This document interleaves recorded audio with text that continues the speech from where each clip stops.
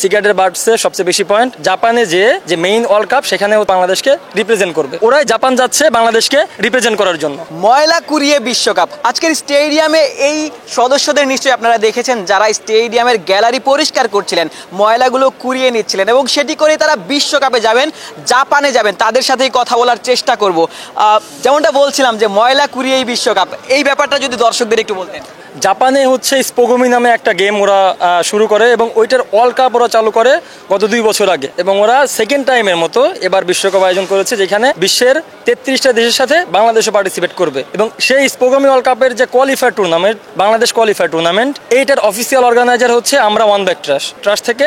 আমরা গত 2 মাস আগে 16 আগস্ট আমরা হচ্ছে একটা কোয়ালিফায়ার টুর্নামেন্ট করি। সেইখান থেকে আমরা মোটামুটি 60টা টিম পার্টিসিপেট করে, প্রতি টিমে 3 জন করে, মোট 150 জনের একটা মেম্বার এখানে পার্টিসিপেট করে। সেখান থেকে আমরা 3 জনের একটা টিমকে সিলেক্ট করি, যারা হচ্ছে জাপানে যে মেইন ওয়ার্ল্ড কাপ সেখানে হচ্ছে বাংলাদেশকে রিপ্রেজেন্ট করবে।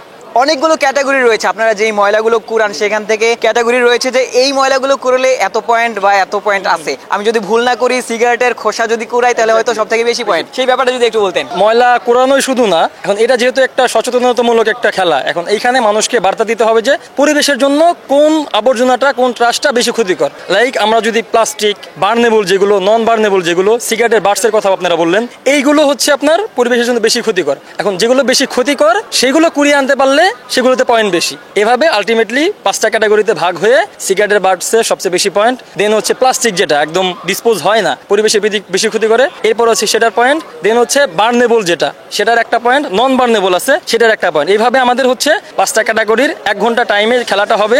এই খেলায় আমাদের যে বেশি পয়েন্ট পাবে সেই হচ্ছে চ্যাম্পিয়ন হবে। বাংলাদেশে যে কোয়ালিফায়ারটা করছিলেন সেখানটাতে চ্যাম্পিয়ন হয়েছিল কারা? আচ্ছা, বাংলাদেশে আমরা যে কোয়ালিফায়ার টুর্নামেন্ট করি, এখানে আমাদের এই টিমটা ড্যাফোডিল ইন্টারন্যাশনাল ইউনিভার্সিটির যে টিম, ওরা কোয়ালিফাই করে এবং ওরাই জাপান যাচ্ছে বাংলাদেশকে রিপ্রেজেন্ট করার জন্য। ময়লা কুড়িয়ে জাপানে যাচ্ছেন, ব্যাপারটা কেমন আসলে? আসলে এটা নট অনলি ময়লা কুড়ানো, এটা হচ্ছে পৃথিবীর একমাত্র গেম যেটা হচ্ছে পরিবেশ বান্ধব ওয়ার্ল্ড কাপ, যেটা 2021 সাল থেকে জাপান প্রতি বছর এই গেমসটা চালু করছে। এটা এবার বাংলাদেশ প্রথমবার অংশগ্রহণ করছে এবং আমাদের টিম ইকো ফাইটার্স আলহামদুলিল্লাহ আমরা সেই খেলায় অংশগ্রহণ করছি। আমরা চাই আপনারা সবাই দোয়া করবেন, আমরা যেন দেশের মুখ উজ্জ্বল করতে পারি এবং আমরা শুধুমাত্র জিততে চাই না, আমরা চাই আমাদের বাংলাদেশটা সুন্দর হোক এবং পরিবেশটা ভালো হোক, এটা আমাদের প্রত্যাশা। কোন আইডিয়া থেকে এ ধরনের একটা কম্পিটিশন আসলে আপনি অ্যারেঞ্জ করলেন?